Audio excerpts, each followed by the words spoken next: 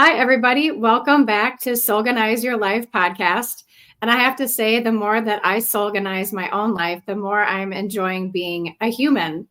The outer circumstances of our life will always be stimulating our inner selves in two very distinct ways. The first way is through the separate psychological ego, and the separate second way is through our divine soul connection to all that is. So, why is it important to know the difference? Well, as a therapist, I see a lot of suffering from the ego, and my full mission is just to help people lessen their suffering and get more in touch with the truth. And our guest today is invaluable in helping us do that. She's going to help us relate to this inner conflict within ourselves and give us a couple ideas on how she helps her clients and patients integrate these two perspectives into one full, beautiful, messy human experience.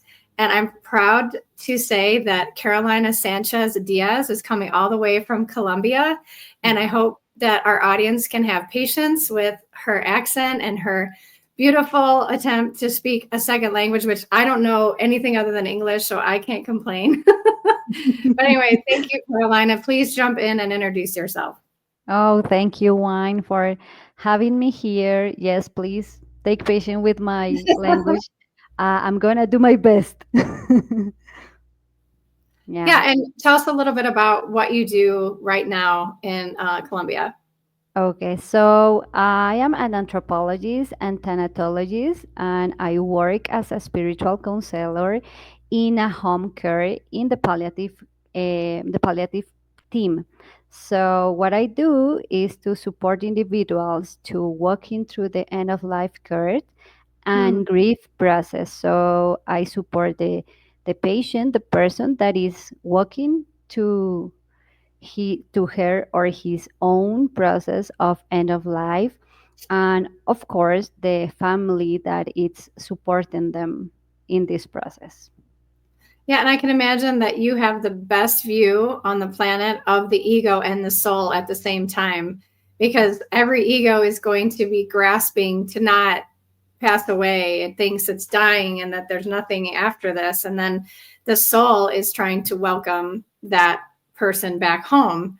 And so I think it's going to be so interesting to hear your viewpoint of what you see and how you decided. How did you even decide to go into, I think you called it thanatology?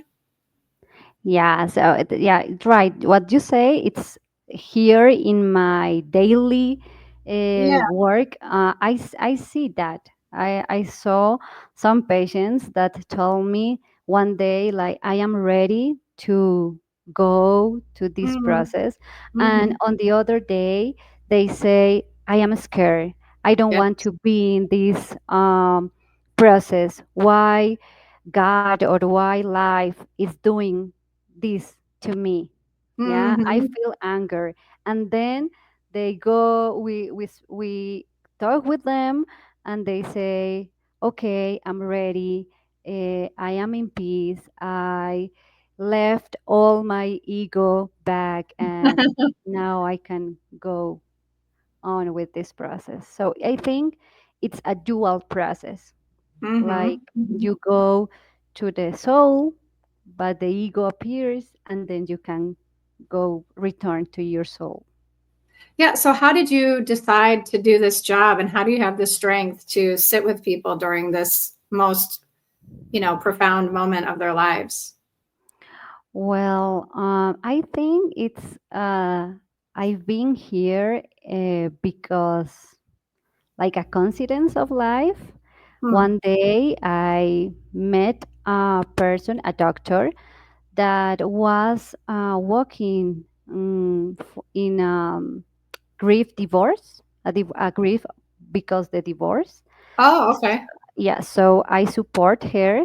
And then she told me, Carolina, in my job, we need a person like you, Mm-hmm. someone that can support a spirit in a spiritual way, different types of griefs, but focus on the sickness or health grief. That when you feel that you lost your health, is the first grief in the dying process, that Mm-hmm. you that's the ego, that's the the body, our body, that is our vehicle in this world.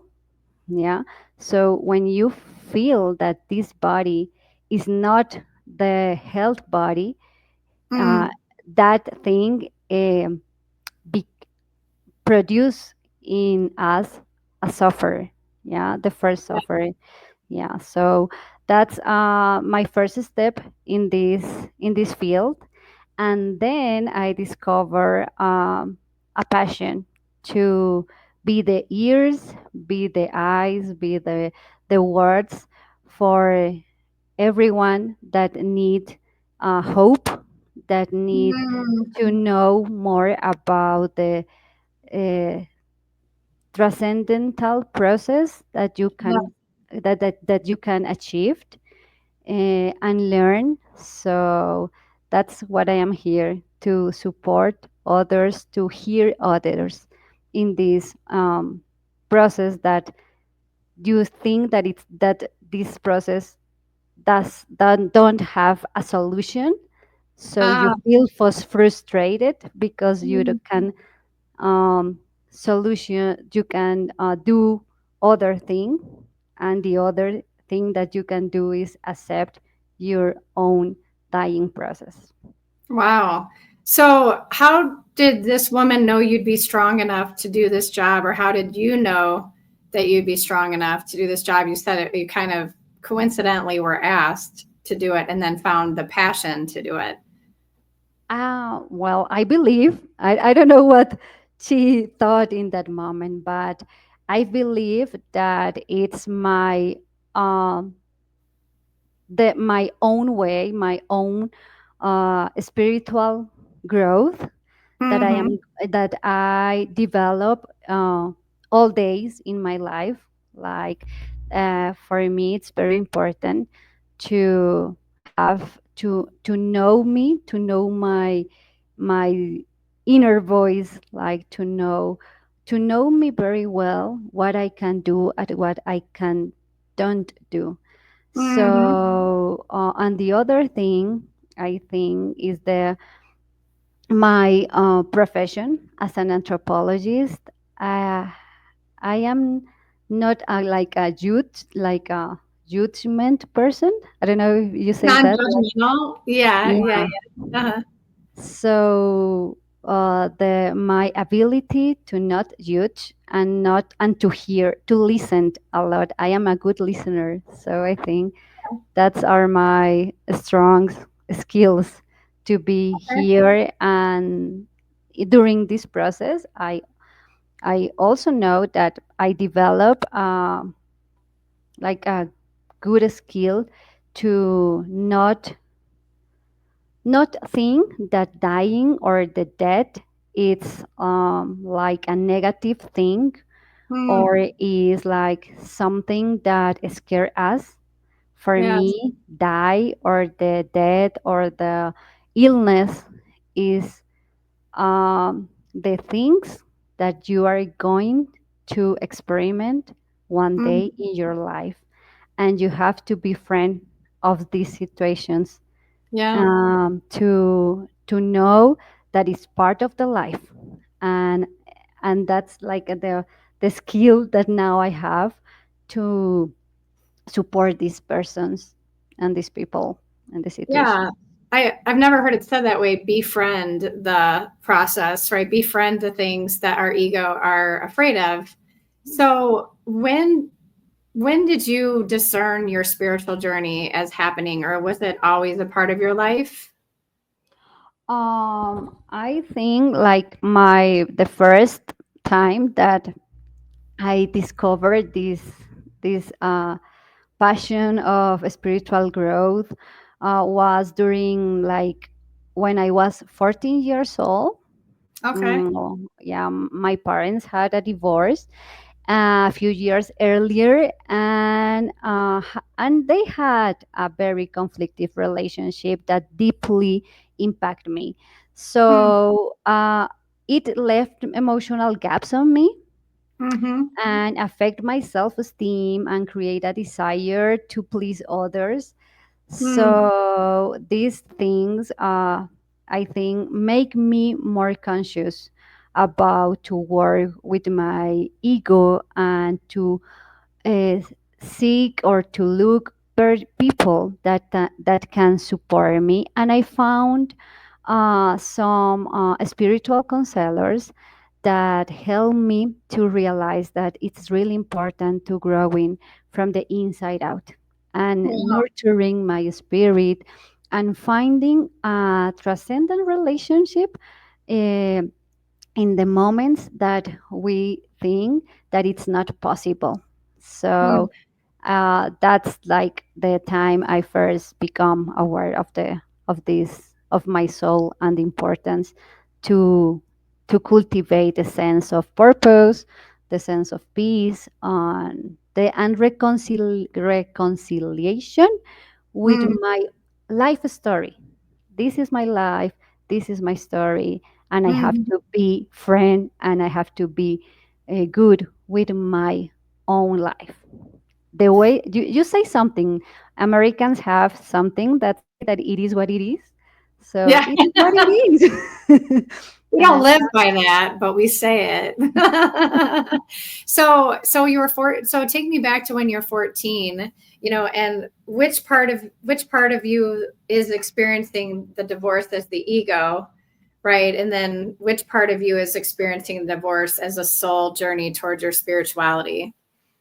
okay, so I think the part of my ego was the sense of feel abandoned. You say Yes. abandoned, abandoned. Yeah. Yeah, and the scared to Hmm. be rejected as my father was with my mother and with us. Hmm. So, and the other thing of my ego was to mm, don't want to be in conflict, so you become pleasant, a pleasant Hmm. person. Yeah. Yeah, so So, you noticed yourself feel such fear around abandonment that your ego's defense mechanism was to become a pleaser to your parents and to others. and to others, yeah. Yeah, yeah, and so, but part of you didn't want to just stop your growth at that, and you sought out spiritual counselors.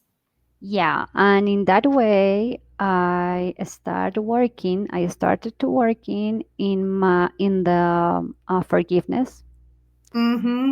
in the There's that forgiveness. always. I always say that's the thing the ego cannot do. The ego cannot forgive. And when you start on a true path of forgiveness, I think you can't stop. You can't stop wanting to forgive because it sheds your own pain and your own feelings of separation and abandonment and rejection. And then you open up this space where you can actually feel the soul's divine connection that it surpasses all things. Yeah, right. And also the idea to have like a revenge with that Yeah, yeah, person. yeah, Yeah, yeah. that you receive a lot of pain, and you can like transform that pain in a good opportunity to left the ideas of revenge, the ideas, Mhm. or uh, I hmm, I can have like good people close to me, and that's not possible. So you left that ideas and you start growing through the Yeah. pain, thinking that this moment is not it's not all your life. It's not like Mhm. a finger that it's point of view. No? Yeah. It's just a part of your life that is giving you a message. Yes. I like Mm. that. And, when I think of you saying being a people pleaser, the ultimate test of that false identity would be never being able to please somebody when they're dying. I mean, you can't save the person or bring them back. You can't make anyone feel better about the loss. It's like the ultimate, um, soul uh, lesson of like, okay, well, let's go where you can't please anyone at all. They're going to die. You can't stop it from happening, but you can create a sense of peace if they'll allow for that. And what are your own viewpoints of the dying process now that you've probably been with several people that have passed over, and have talked to them from various points of belief systems? What is your personal viewpoint? Okay. So, what I see of this dying process is that because we don't talk about this process, so we consider that dying is not, it's like a natural process, not natural process. Oh, Like, we think that because we don't talk about it. yeah, because Okay. we think that this the death, like it's like a punishment, no? Yes, that is what it feels like. Yes. It's Or like like we did something wrong, or it's not yeah, fair. Yeah. yeah, Mhm. it's not fair. Like, why my mother, or why Mhm. my grandfather, my husband, or why I, or why Yeah. me? Right. Why we are in this situation? So the Yes. first sense is like, this is not, this is unfair. No, Yes. it's not Mhm. for me. So Mhm. this Yeah. sense develop other things like Yep. anger, sadness, Mhm. and a fear of left this world behind. Yes. Like, I'm going to disappear, and Mhm. what is gonna happen if I am not here? No, Yeah. it's the ego. I like, is, if Yes. I am not here, what is gonna happen? And Yeah. I'm going to lose the opportunity to see the Mhm. things, how the things going in the future. No. Yes. Well, what do you believe to be different than the ego's viewpoint? So I think that, say that again. Say that again. What do you believe to be different from the soul perspective rather than the ego's viewpoint that I'm disintegrating into nothingness? Okay, so I think that the soul point is that a sense of acceptance, Mm, and to develop like adaptative uh, skills and mindset. I think an adaptative mindset, it's the most important thing, that this is happen in this moment, not because you are a bad person, not mm, because you because it's unfair. yeah. uh, this is happening because you are human. Yeah. Hmm. So because I am human, I know that life has a process. I am walking in this process, but all life is complete. It doesn't matter if you are a baby, a Mm, teenager, an adult, or a young adult, or it doesn't matter if you have 90 years old or 100 years old. All life is complete. So the soul know that the time, it's the time. That's your time, and what you do was right, and what you are not able to do anymore is right too. mm. No. That's so interesting to think that all life is complete, regardless of when it is starting and over. And from the soul's perspective, what what happens in your mind when we are no longer in our bodies? Uh, I think it depends on the beliefs of the persons, but of course, always are a transformation and a Mhm. transcendental way to be, to continue being. You Yeah. know, as Uh-huh. you are going to be in the memories, in the experience, in the resilience of others or for Mhm. others. Like, you may be left uh, how do you say that? Like a print in An others. imprint, yeah. Yeah. Yeah. So uh, that things do that you can stay there and you have a transformation. Um, it doesn't matter if your body is not here, and in you, mm, you're gonna your transformation, of course, is like during your life, during the process, and during your beliefs. If you believe there is something more, you're gonna go there. Yeah. Of I course, can you're tell gonna. you're not trying to tell me your own viewpoint, right? I'm My own. really, I think that yeah. my own point. It's like it's the same, and like we have this transformation in the memories of others, but Hmm. of course I think that there is something more, Yeah. in a spiritual way, that Yeah.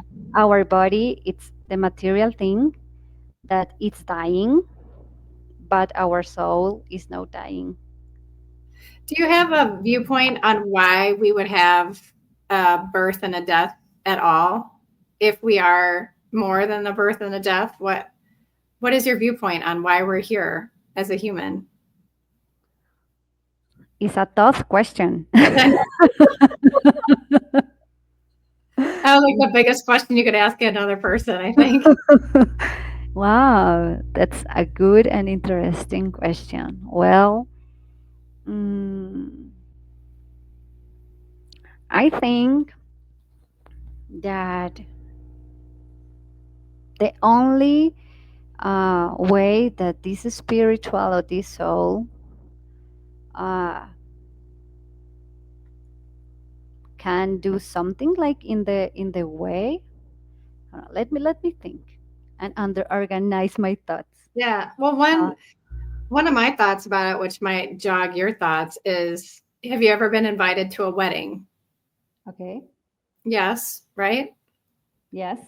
Yeah, Yes. and why we go because we know that someone's going to get married. We know that there's going to be a party. We know that there's going to be laughter, and we know that we're going to celebrate this couple. But even though we know that, for whatever reason, we want to physically go and observe it, right? We want to have the physical experience of either arriving on time or being late. We want to maybe sit where we're supposed to sit or not sit where we're supposed to sit. And maybe we're going to dance and maybe we're not going to dance, but we don't know for sure how it's all going to humanly play out, right? And I always think that's why we're here in human form, is because we have all these theoretical consciousness thoughts when we're not in a human body. And we come to have a human experience and see what happens. Almost like, I didn't know that was going to happen, or I didn't know they were going to smash cake in each other's faces, or, oh, I'm surprised they're wearing, red sneakers. And it just brings us some level of joy. And I feel like that's what we're here doing.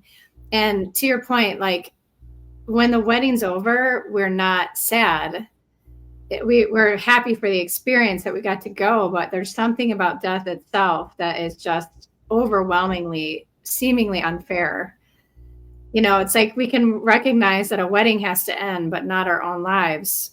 And I think, when I think about why we're here, I think it's to learn some level of appreciation and gratitude for the experience itself.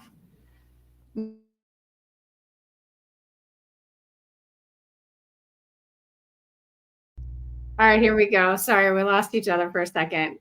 Yeah, so do you have any thoughts about that?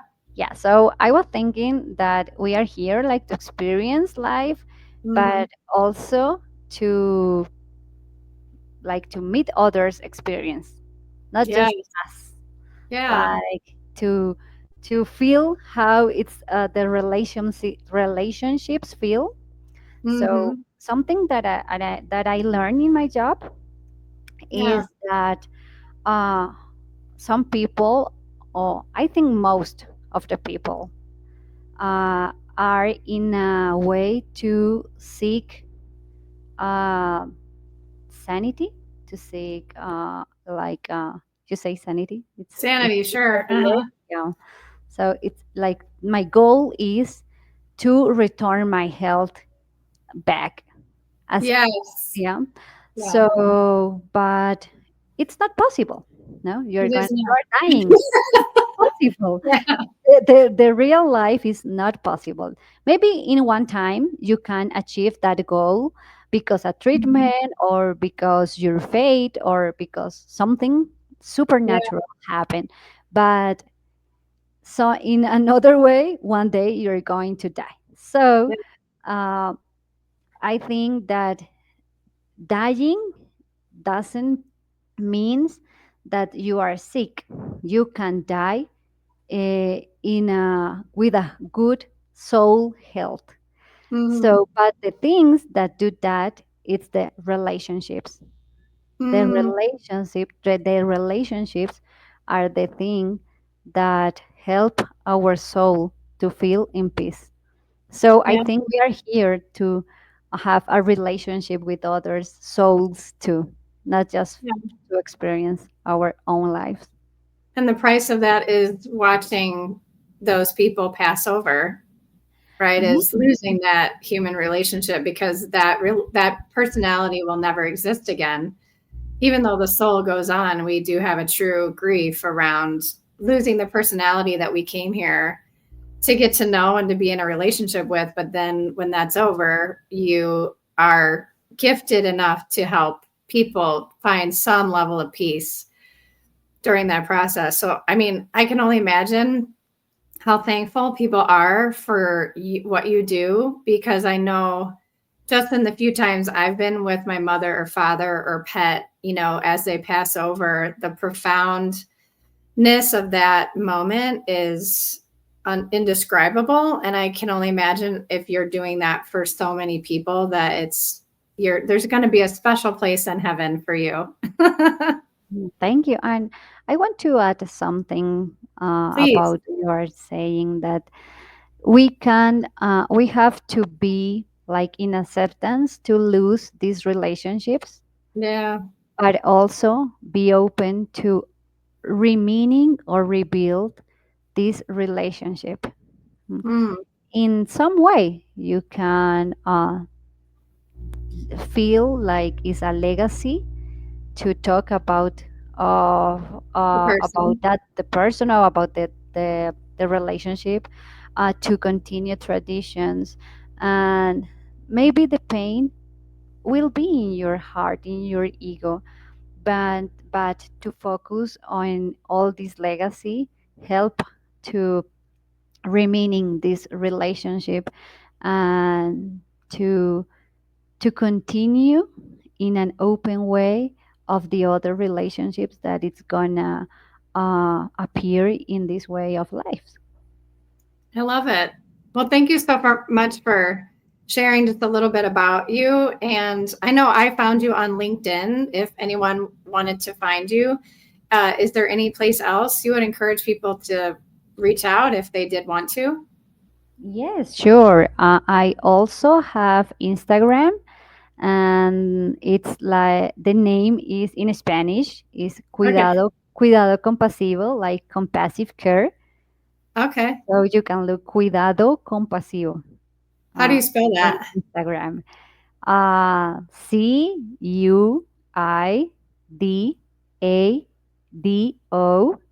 Okay. CuidadoCompasivo. Okay. So that's one place where you share more wisdom about the dying process. Yeah. Okay. Yeah. And how to for care people, like Mm, caregivers. Oh, yeah. I talk a lot there about the caregiver process and skills Mm, and things that we have to left and yeah. And let not it just go. for Some And things not that just for the professional, right? But the person who maybe the daughter or whatever that is sitting with that yeah. dying parent or friend. Yeah. Well, thank you so much for taking your time. I appreciate it. Thank you, you. Thank you for having me. Yeah. Have a good rest of your day. Thank you, you too.